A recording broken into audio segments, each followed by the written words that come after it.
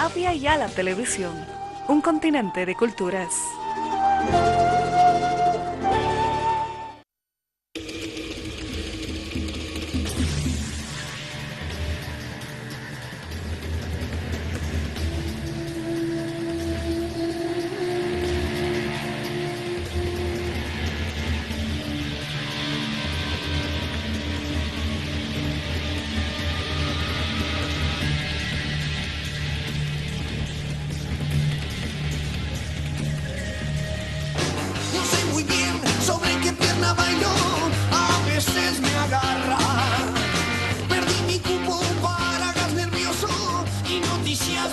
Noticia pirata. ¿Qué noticias piratas que circulan en estos tiempos de hoy? Noticias piratas, ¿qué significa? Yo quisiera haber noticias sido, pata de palo, noticias endemoniadas, mentirosas. Pirata. Bienvenidos, piratas mediáticos. Esto es Ojo con los Medios a través del 4161 Avia Yala y de la causa Chumcoca en la yachta. Nos escuchan en la yachta. El otro día me dijeron íbamos escuchándolos en la movilidad y con Ojo con los Medios. Así que abrazo para todos en la yachta, a todos también en La Paz. ¿Cómo pasaron la verbena? ¿Cómo pasaron el 16? Muchos no sobrevivieron a la verbena. Y mire el estado de nuestros camarógrafos. Muchos no sobrevivieron. Mírelos. Todavía tienen las guirnaldas y adentro ni le quiero decir. ¿Qué se...? Nuestro querido Wilson está dormido sobre la verbena es muy peligrosa, muy peligrosa. Saludos a la ciudad de La Paz, a la brava Chuquía comarca. Bueno, ¿por dónde quieren? El otro día... Ahí está el equipo destrozado, literalmente destruido. Disculpen la... Ay, Andreita dice... desprolijidad de la imagen, pero vale la pena ahí el testimonio. Ya está, Cuchicuchi, no los escrache más. Volvamos porque los vamos a escrachar, pobre... El noticiero de Avia Yala hizo el día de ayer, de los 205 años de nuestra querida La Paz, un hermoso informe sobre las canciones que se le han dedicado a esta ciudad. Muy lindo. Desde la histórica Chuquiago Marca, la de Guara del Lilimani, hasta llegando a la de Octavia con La ciudad que habita en mí. Lindo informe. Mire qué bien, siempre es interesante repasar la cultura musical para tener presente. El otro día yo me puse a escuchar, voy a admitirlo, en la soledad de mi hogar, las canciones dedicadas, y esto es muy serio y no es ningún chiste, a Diego Armando Maradona. Muchas. Así que le voy a decir a los jerarcas del noticiero, si pusieron las canciones que les dedicaron a La Paz, hagan un especial de las dedicadas a Maradona. Espectacular, lo vamos a hacer nosotros, si no. Las de Rodrigo, la de Manu Chao, Andrés Calamaro. Se me fue la otra. Los Piojos. Los Piojos. Sí, esas son... Bueno, la de Juanse. Más muy mal esa canción. Bueno, pero eso no importa, suma. Sí, no importa, suma. Había una también de un grupo de reggae que era una sola estrofa que decía una cosa así como: Maradona es un gran futbolista y yo lo quiero mucho. Maradona se les ocurrió. No es una persona cualquiera. Hablando de personas que no son cualquier personaje, uno de ellos es el presidente del Uruguay, José Pepe Mujica. Un crack, el máximo filósofo del siglo XX y XXI, vamos a poner. Epa. Qué tipo interesante, la verdad que siempre escucharlo es interesante, aparte esa capacidad de decir cosas profundas de una manera prosaica, al igual que el hombre de la calle. Estuvo en la reunión de los BRICS, con UNASUR, con CELAC, estuvo en Brasilia nuestro querido Pepe. Empezamos con el bloque del BRICS. Sí. Empecemos con la 13, pero antes vamos a ver el titular del Pepe Mujica. Por favor, Mr. Principal Wilson. Mujica apela a solución intermedia entre Chile y Bolivia por tema marítimo. Se los leo textual.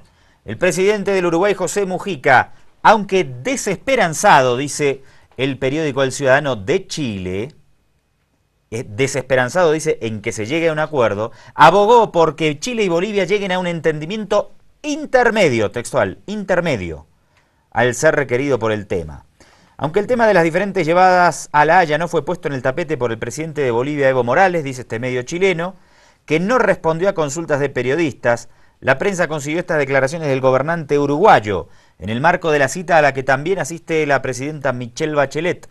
Textual del Pepe Mujica: es un problema largo, es muy difícil de superar para Chile y también para Bolivia. Ojalá que se pudiera encontrar una fórmula intermedia de entendimiento, pero no sé cuál puede ser, dijo el Pepe. ¿Qué le parece? Bueno, interesante.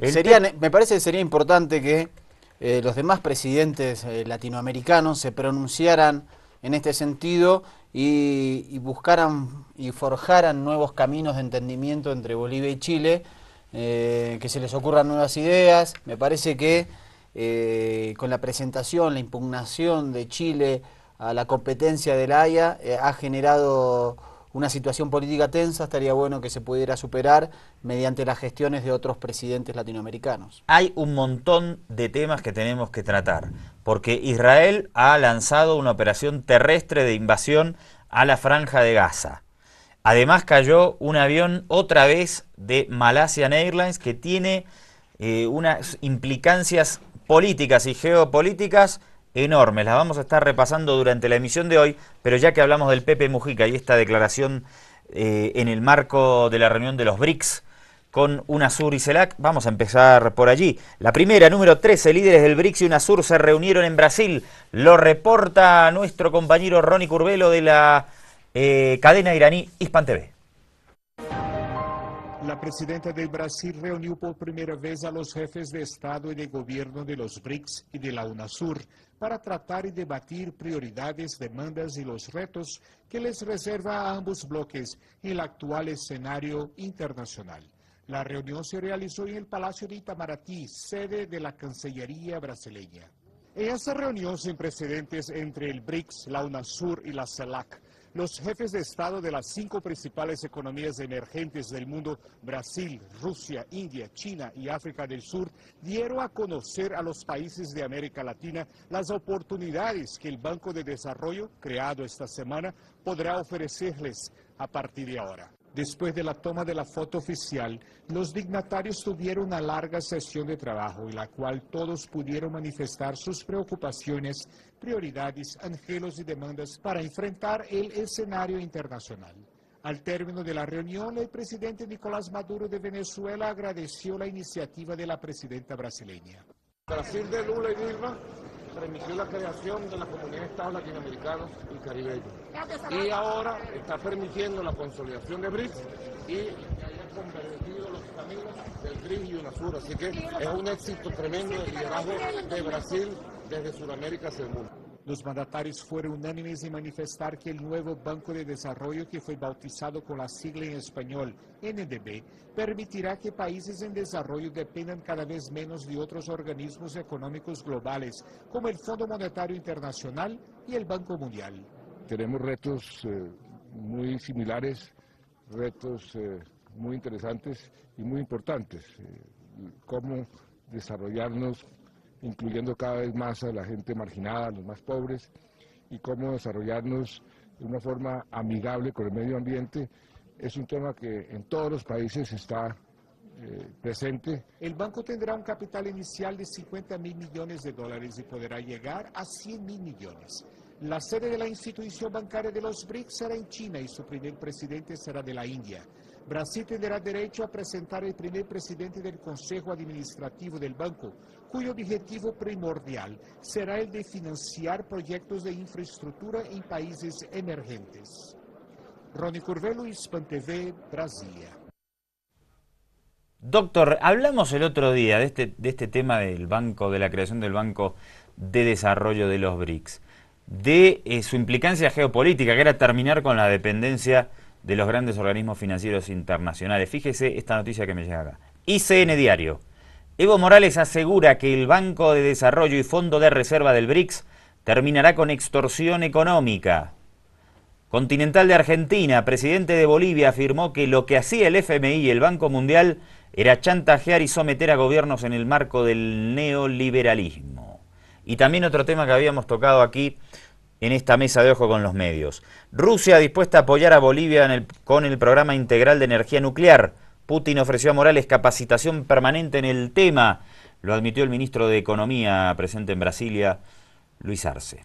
Justamente decíamos eso en emisiones anteriores sobre el BRICS y justamente tenemos a una persona que nos ve vía el Facebook en Argentina, Vicente, que dice que muy bueno el programa de BRICS, felicitaciones por el informe, dice: India desde su independencia tuvo una relación normal, amistosa con Estados Unidos, pero nunca fue un aliado estratégico. Sí tuvo una relación estrecha con la Unión de Repúblicas Socialistas Soviéticas y por supuesto ahora con Rusia. Nos aporta sobre estos gigantes que integran el BRICS y que han estado en una gira histórica por América Latina, digamos, tanto el presidente Vladimir Putin como el titular del gobierno chino, Xi Jinping, el primer ministro, que también estuvo acá, y eso implica... No es primer ministro, es presidente. Presidente chino.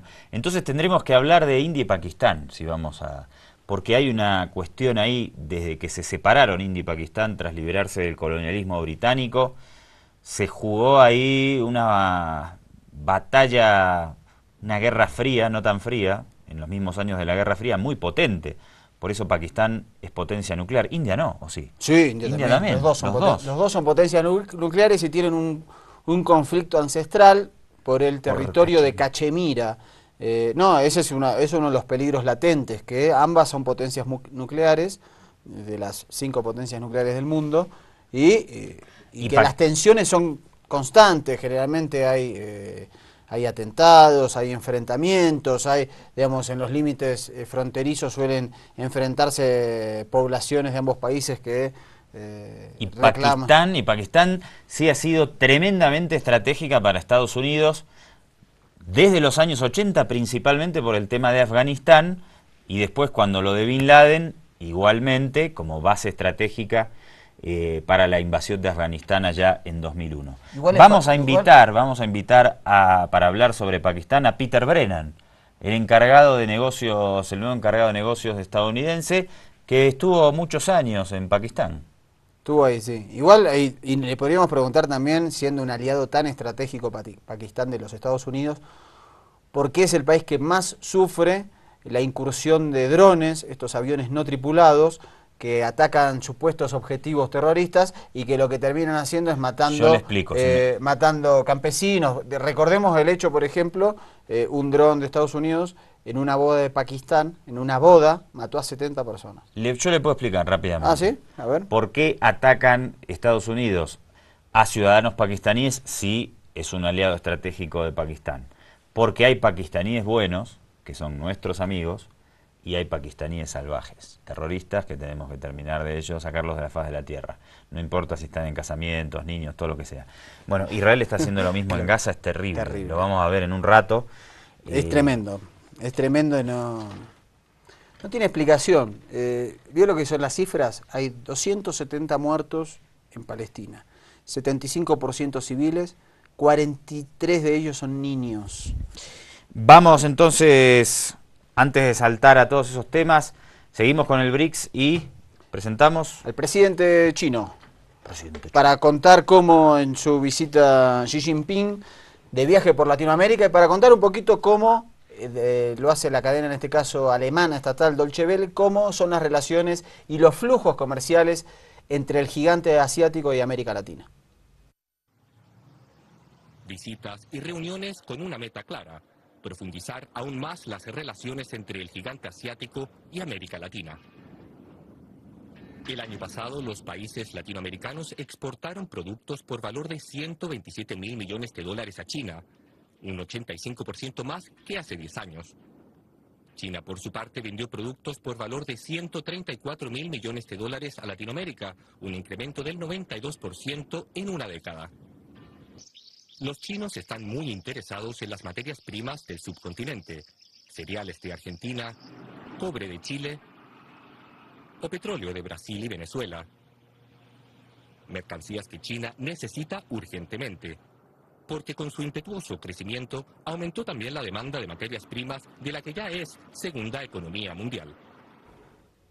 Los chinos no pierden el tiempo, nosotros tampoco. Vamos a ver qué dice sobre esta cumbre que se dio en Brasil el presidente de la República Bolivariana de Venezuela, Nicolás Maduro.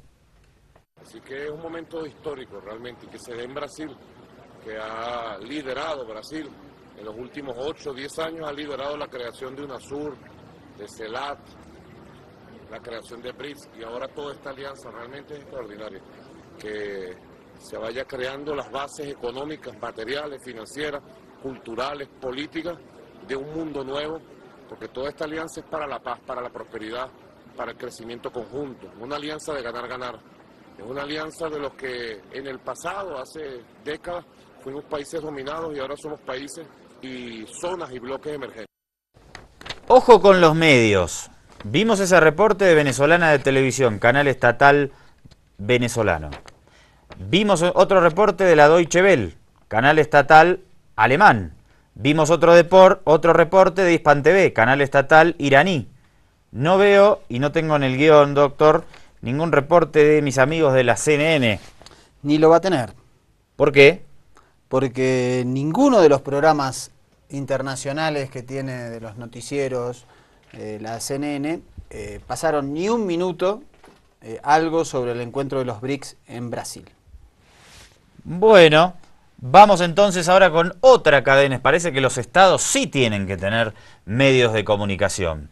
TELAM, la agencia estatal argentina, reporta parte de lo que dijo nuestra comandanta Cristina Fernández de Kirchner. Argentina se vio muy gratificada por el amplio apoyo por parte de todos los países respecto de la situación de los fondos buitres y su intento de tirar abajo la reestructuración de deuda que tan trabajosamente elaborara la Argentina entre los años 2005 y 2010, y también aprovechar este espacio que me dan ustedes para hacer un llamado muy fuerte al cese del fuego en Medio Oriente. Lo que está sucediendo realmente es algo muy grave, es algo que nos llena de pena, de dolor, de consternación. A mí particularmente, yo que sigo las redes sociales, seguramente ustedes también, deben haber visto anoche gente observando los bombardeos o fotografiando los bombardeos como si se tratara de un evento artístico, de un evento de no se sabe qué cosa, y realmente duele y apena mucho porque son muchas vidas, es mucho esfuerzo, y bueno, en esto nos solidarizamos con el llamado también de su santidad, que hace poco estuvo también en Tierra Santa tratando de precisamente de unir a ambas partes. Y volvemos a reiterar la necesidad de la creación y del reconocimiento de un Estado palestino con el derecho a vivir en paz dentro de las fronteras establecidas en 1967, y también el derecho del Estado de Israel a hacer lo mismo, a vivir en paz. Y también remarcar que las decisiones que han tomado los BRICS, como tantas veces lo hemos dicho nosotros en la ONU, en los foros de Mercosur, de UNASUR, marca también, desde un aspecto positivo, pero marca sin lugar a dudas, el fracaso que estamos teniendo los organismos multilaterales de crédito, sobre todo en dar un ordenamiento global, financiero, que incluya, que sea de crecimiento, de producción, de generación de trabajo, y no de destrucción de empleo, de abandono de las sociedades, y de lo que nos ha tocado vivir durante tantas décadas a los amigos. Cristina está diciendo varias cositas ahí, ¿no? Está haciendo un cuestionamiento al orden global y además está mencionando que Palestina tiene que volver a tener los límites que tenía antes de la Guerra de los 6 días lanzada en 1967. No es un dato para nada menor. ¿Por qué? No, porque vemos que desde la Guerra de los 6 días del año 67, Palestina empezó a ser estrangulada. Cisjordania y Gaza perdieron la unidad territorial, y los asentamientos ilegales que posteriormente a esa fecha comenzaron a hacerse ahogaron aún más a esos territorios. Para darnos una idea de eso, hoy Gaza es una pequeña franja de tierra de 350 kilómetros, apiñada contra el mar, y donde hay 1.800.000 habitantes. Y que la presidenta argentina, país donde hay un fortísimo lobby israelí, mencione que Israel debe devolver los territorios ocupados tras esa guerra, es un dato muy potente. Tenemos un mapa para ver qué grafica, que lo podemos mostrar. A ver, dale. ¿Lo tenés ahí a mano? ¿No? Es la nota número 12, querido Wilson, como para graficar cómo fue la pérdida de territorio desde el 67 hasta la fecha. Vamos a poner la pantalla completa. A su izquierda pueden ver, se lo relatamos también para quienes nos escuchan a través de la radio, el mapa de los territorios palestinos anteriores a la conformación del Estado israelí, ¿no? Exactamente. El primero de todos es el mapa de la Palestina histórica, es decir, antes del año 48. Posteriormente el plan de participación de la ONU, donde maneja los estados, el armisticio del 49, y esto es después del 67. Ahí vemos cómo se perdió ese acceso territorial, y hoy es aún más chico, porque el último de todo, es decir, a la izquierda, a la derecha de lo que están viendo, el pedacito marroncito pequeño es la Franja de Gaza, en este momento invadida por tropas israelíes. A quienes nos están escuchando y no pudieron ver los mapas, ahí vimos 4 mapas escenificando el avance de Israel y el achicamiento de los territorios palestinos desde el año 48, año de la formación del Estado israelí, hasta hoy. Uno de los avances más importantes se dio justamente en esa guerra de los 6 días de 1967. Vamos rápido con palabras de Evo Morales, también desde Brasilia, en las que se va a referir.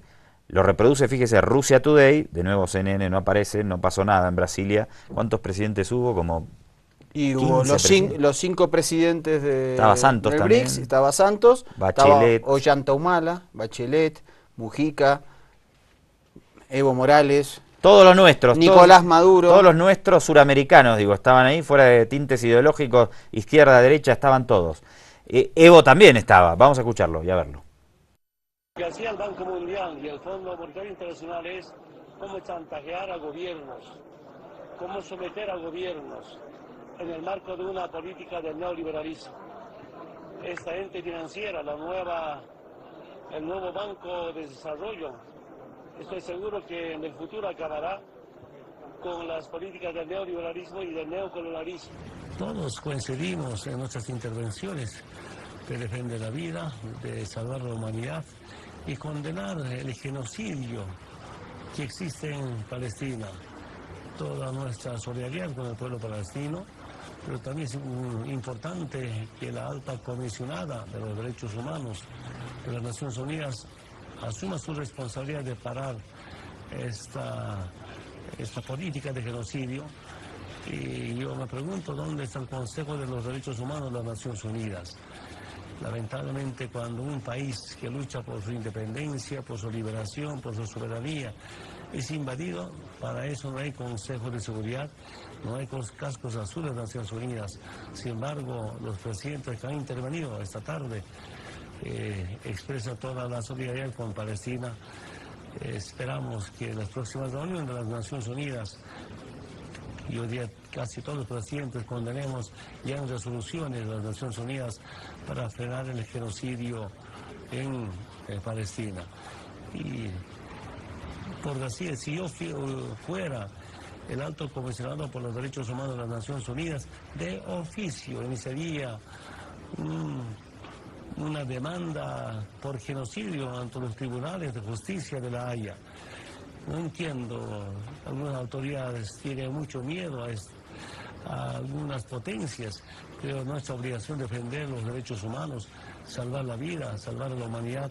Esperamos que algunas instituciones de las Naciones Unidas puedan asumir su responsabilidad de parar este genocidio. Ahí está Evo Morales hablando de la situación en Gaza. Nosotros hacemos aquí un corte y al regreso, si usted es impresionable o muy sensible, cambie de canal, porque vamos a ver imágenes muy fuertes de lo que está sucediendo y de la masacre que está cometiendo Israel contra el pueblo palestino en la Franja de Gaza. Al regreso. Había ya la televisión, un continente de culturas. Televisión, un continente de culturas.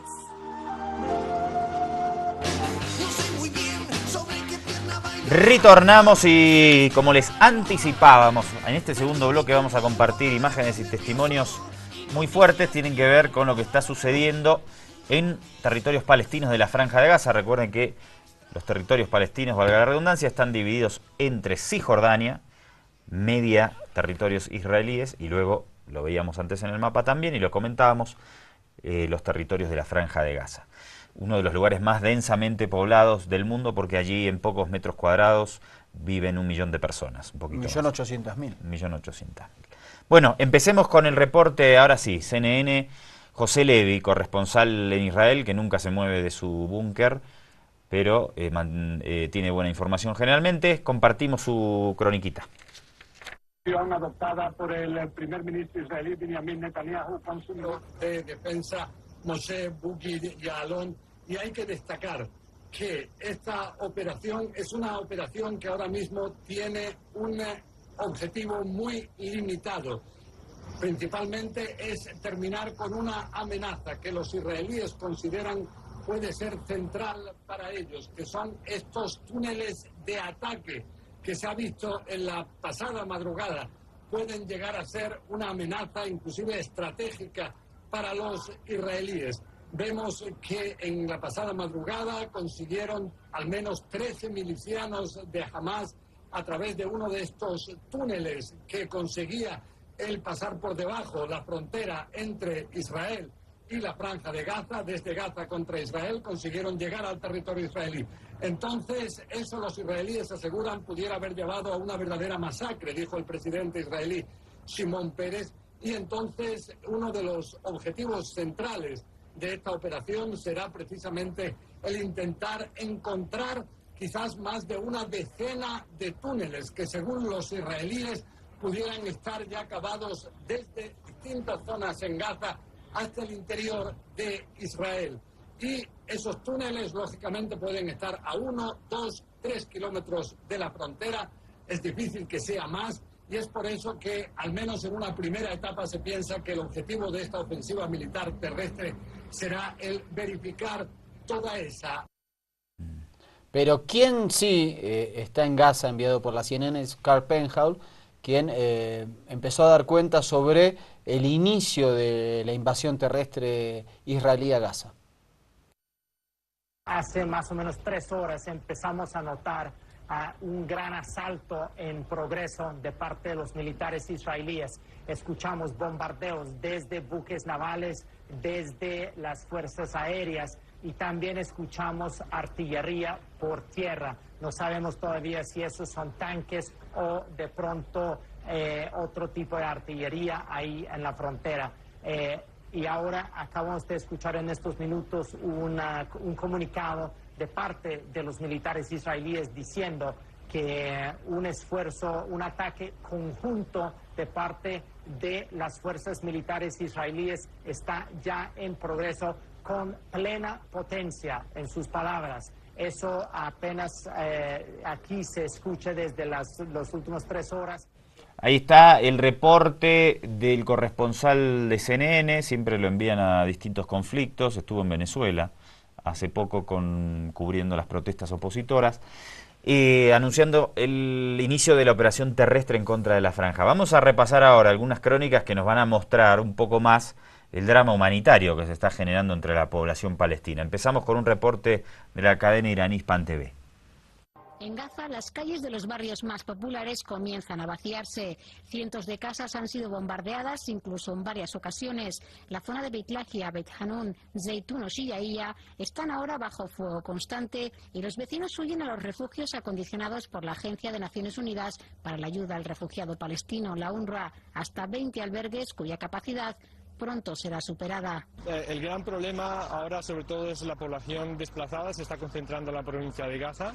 Nosotros tenemos ya abiertos 20 de los albergues, teníamos previstos 25 albergues, de los cuales hay 2 que están completamente destruidos por los bombardeos israelíes. El hecho de que haya una población excesiva que exceda la capacidad del albergue se traduce en una peor y menor digna asistencia a las personas que se encuentran desplazadas. En una misma habitación malviven ahora entre 30 y 40 personas. No hay intimidad, ni tampoco las condiciones mínimas de higiene. La comida y el agua escasean, no hay medicamentos para los enfermos, ni siquiera un colchón para dormir. Los niños, acostumbrados a la naturaleza, juegan en el duro cemento del recreo de las escuelas. A la 1 de la noche estaban diciendo que los israelíes entraban por el mar. Huimos de casa caminando. No pudimos coger ropa ni nada. No tenemos ni ropa ni comida. Miles de palestinos salieron huyendo de sus casas tras recibir este mensaje lanzado desde el aire por el ejército israelí. Algunos llevan más de 3 días sin poder cambiarse de ropa ni ducharse. Nosotros no tenemos búnkeres. Los israelíes lanzan los panfletos para que nos vayamos y venga, tenemos que irnos. ¿A dónde? El único lugar que tenemos son las escuelas de la UNRWA. ¿Por qué nos hacen esto? Tenemos nuestras casas y queremos vivir en ellas. Llegamos a la escuela, no había colchones, ni mantas, ni comida, ni médicos. Estamos durmiendo sobre el suelo. Necesitamos jabón, duchas. En Gaza nada ni nadie está a salvo. Las escuelas e instalaciones de la UNRWA también han sido afectadas por los bombardeos. El número de muertos aumenta en un 9º día de operación militar israelí, donde varios niños acaban de morir bombardeados mientras jugaban en la playa. Familias enteras continúan a merced de los bombardeos y las amenazas israelíes. ¿Cuándo volveremos a casa?, se preguntan, pero sobre todo se cuestionan cuándo podrán vivir en paz. Isabel Pérez, Hispan TV, Franja de Gaza. Seguimos con los reportes. ¿Para dónde, doctor? Y vamos a ver una de las tragedias más dolorosas de este ataque de Israel a la Franja de Gaza. 4 niños que jugaban en una playa.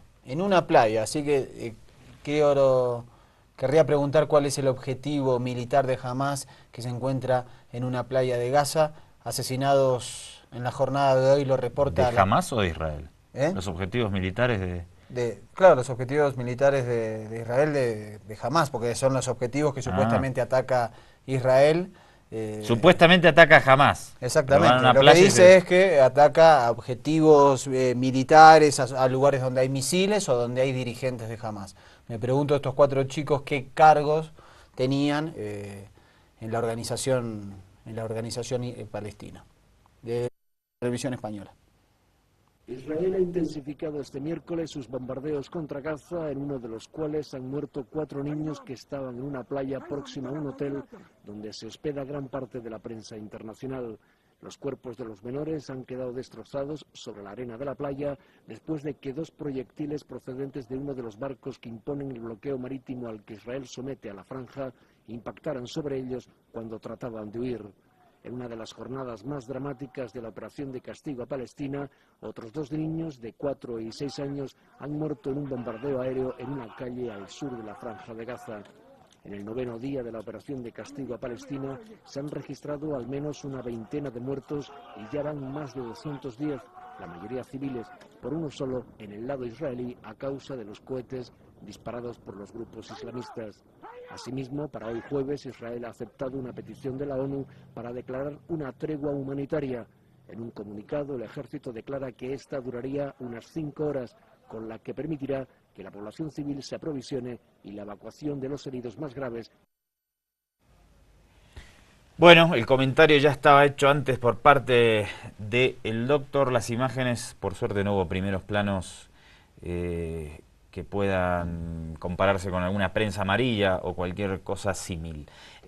Vamos a ver más imágenes, algunos videos caseros que fuimos recogiendo por YouTube. Los ponemos en escena, los vamos a ir comentando.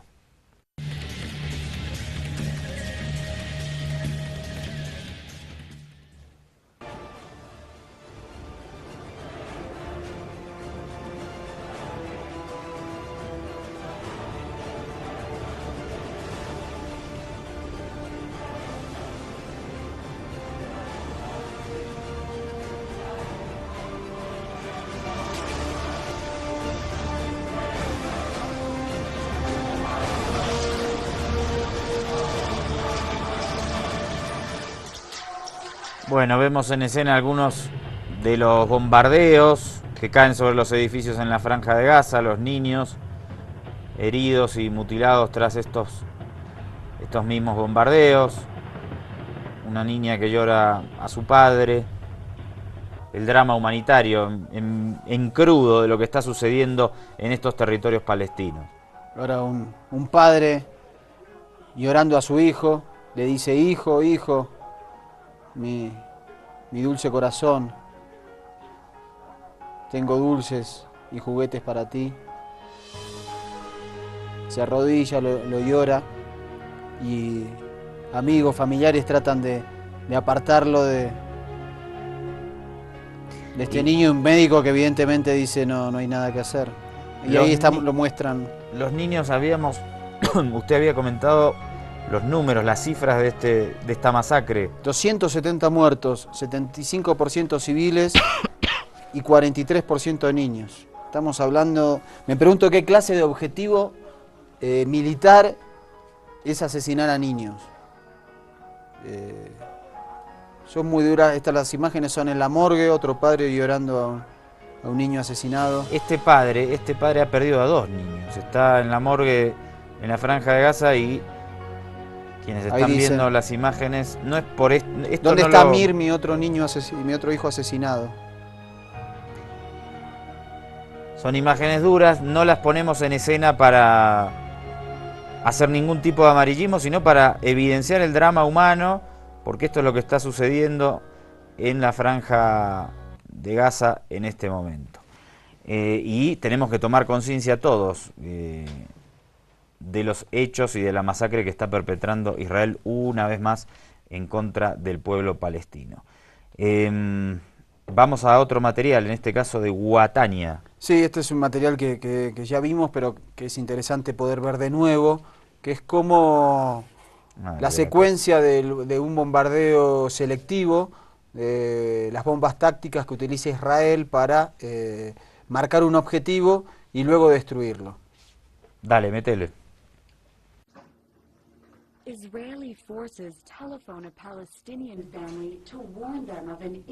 El edificio de la derecha va a ser bombardeado. La periodista dice que te avisan por teléfono.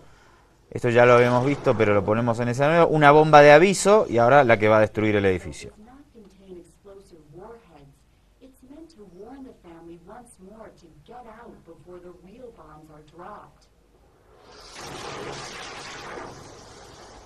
Ahí está, un edificio de 4 pisos. No quedó absolutamente nada. Vamos a hacer ahí un corte. Esto es otra de las escenas de lo que ocurre diariamente en estos territorios palestinos. Hacemos aquí una breve pausa y luego tocamos el tema del avión de Malaysian Airlines. A ver qué es lo que está pasando detrás de este caso. Un atentado terrorista, un accidente. Repasamos lo que concierne al avión de Malasia al regreso. Avia Yala Televisión, un continente de culturas.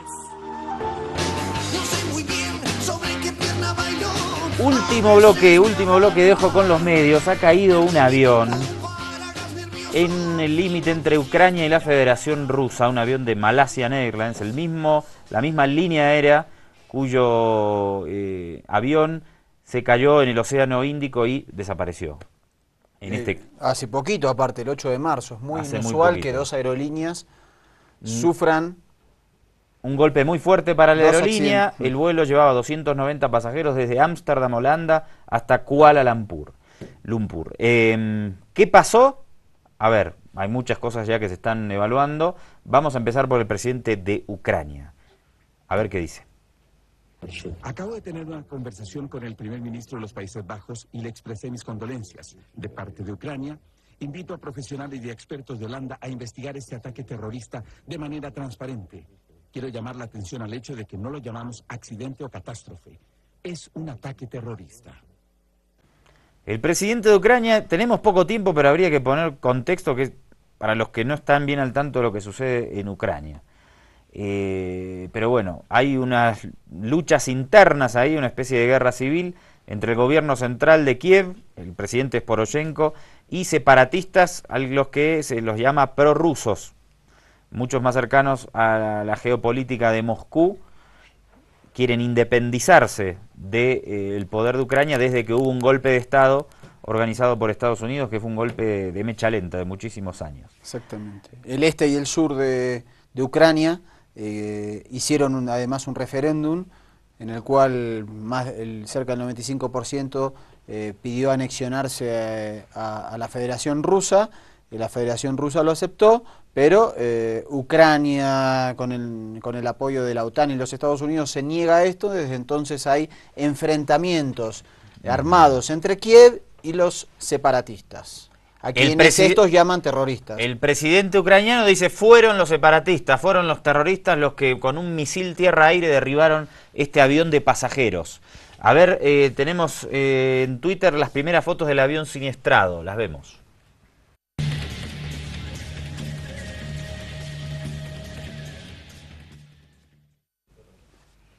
Esto es la demostración también de cómo en las redes sociales, las primeras, como cayó en un lugar de poblado, los propios lugareños empezaron a sacarle fotos al avión siniestrado. Vimos los colores rojo y azul que pertenecen a la aerolínea Malaysia Airlines y el detalle del terrible siniestro. Un poquito antes de que empecemos el programa, comandante, desde Estados Unidos dijeron que los radares, por las actividades que detectaron, pueden afirmar casi con un 100% de seguridad que fue un misil lo que impactó al avión de Malaysia Airlines, lo cual implicaría un problema geopolítico de dimensiones.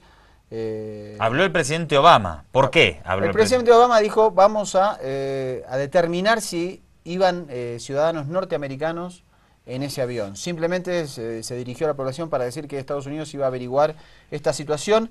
Otra cosa que me resulta un poco extraña es que en general las aerolíneas estaban evitando avanzar o volar por zonas consideradas hoy de guerra o de conflicto bélico, y el avión lo está haciendo, digamos, es decir, voló por una zona considerada peligrosa. Bueno, lo cierto es que el gobierno ucraniano quiere endilgarle el atentado a los separatistas y el gobierno ruso está diciendo que ellos, o está queriendo poner sobre el tapete que ellos no tienen nada que ver. Fíjese este cable que publica RT. El objetivo del misil ucraniano podría haber sido el avión presidencial ruso, dice, según la agencia Interfax.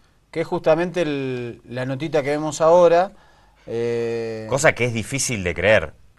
Es difícil de creer que el gobierno ucraniano se haya puesto como objetivo militar el avión de Vladimir Putin. Es un poquito fuerte. La decisión, lo que dicen es que ambos aviones, el de Malaysia Airlines y el avión presidencial de Vladimir Putin, coincidieron en Varsovia, capital de Polonia, y que puede haber sido esa la confusión, y aparte por el parecido. Vamos a ver ahora en la nota que sigue, que son muy similares los aviones de American Airlines y el avión presidencial ruso.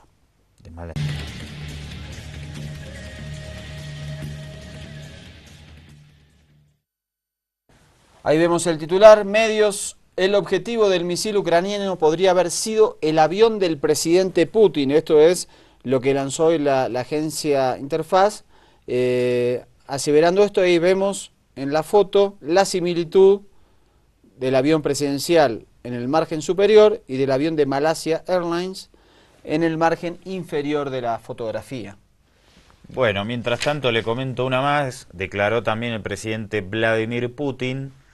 Considera que Ucrania es responsable por la catástrofe del Boeing malayo que se estrelló este jueves en el este de Ucrania. Claro, ¿qué podría llegar a pasar haciendo un análisis político? Que si se demuestra que los separatistas prorrusos derribaron un avión de pasajeros, cosa que también suena bastante extraña porque iba a 10.000 metros de altura. Se necesita un armamento especial. No es que agarras una escopeta y te derribás el avión. No, necesitas un misil de una capacidad tecnológica muy importante. No se ha establecido hasta el momento si estos separatistas podrían tener un armamento de tal tipo, que en general solo tienen los estados. Entonces, si fueron los separatistas rusos y se le endilgan este atentado a ellos, tal vez instalan una matriz mediática sin demostrarlo, que tiende a demostrar esto, valga la redundancia. Hoy habló, y no es un dato menor, el presidente Barack Obama, diciendo, bueno, vamos a ver qué pasa, si había ciudadanos estadounidenses, pero igual llama la atención en medio de esta batalla geopolítica, porque Washington apoya fuertemente al gobierno de Kiev. Si quienes se oponen al gobierno de Kiev y están más cerca de Rusia son o aparecen como los responsables de este atentado, entonces podría haber sanciones contra Moscú, presiones militares en contra de Rusia, militarización del este de Europa. ¿Quién sabe con este tema como excusa las medidas que podría adoptar Estados Unidos con su aliado, que es el gobierno central ucraniano. Sí, hoy también los separatistas negaron toda vinculación con este hecho, dicen que no tienen la tecnología para realizar un acto de semejante envergadura y a su vez ofrecieron un corredor humanitario o bien un alto al fuego para que se puedan determinar las causas de este atentado. Dicen que la caja negra está intacta, eso es lo que se argumenta. La prensa divulgó que la caja negra del avión está en manos de los separatistas rusos, no del gobierno ucraniano. Exactamente, porque en esa zona, es una zona donde... No quiere decir que sea cierto, es lo que publicó la prensa. Es lo que publicaron. En esto va a haber una batalla mediática fuertísima, por eso vimos, y les comentamos, habló Obama, habló Putin, o sea, no es que se cayó un avioncito por ahí. ¿Y por qué se infiere que el misil tiene que haber sido un misil tierra-aire? ¿Por qué no pudo haber sido un misil aire-aire? Porque los radares estadounidenses, según lo que informó Washington, pueden afirmar que el misil salió desde territorio, ¿no? Desde otro avión. Salió desde una base en territorio ucraniano. No se sabe si lo hubiera disparado el ejército ucraniano o los separatistas rusos. Lo que creo es que también quien sea el responsable, digamos, evidentemente se ha equivocado. No creo que haya una intención. No recuerdo otro caso en la historia contemporánea que un avión civil haya sido derribado por un ataque militar. Sí, el avión iraní en los años 90, derribado por error por un barco norteamericano. ¿Sí? Bueno, yo no lo recordaba. Sí, año 90. Sí hubo ataques terroristas que derribaron aviones. Sí, pero me parece que es... Bueno, creo que este puede ser un caso similar, estaría bueno en todo caso mañana, digamos, ampliar sobre esta información. Incluso Estados Unidos, en ese momento, si mi memoria no falla, reconoció el error. Seguimos en la próxima emisión, no te la pierdas con más detalles, porque esto sucedió hace pocas horas, y seguramente para nuestro próximo Ojo con los Medios vamos a tener más datos y más precisiones sobre este tema. Así que seguí atentos a nuestro programa y también a las emisiones de Avia Yala y La Causachum. Doctor. Comandante. Hasta la próxima, un gusto compartir con ustedes. Esperemos que hayan sentido lo mismo desde el otro lado. Ya regresamos.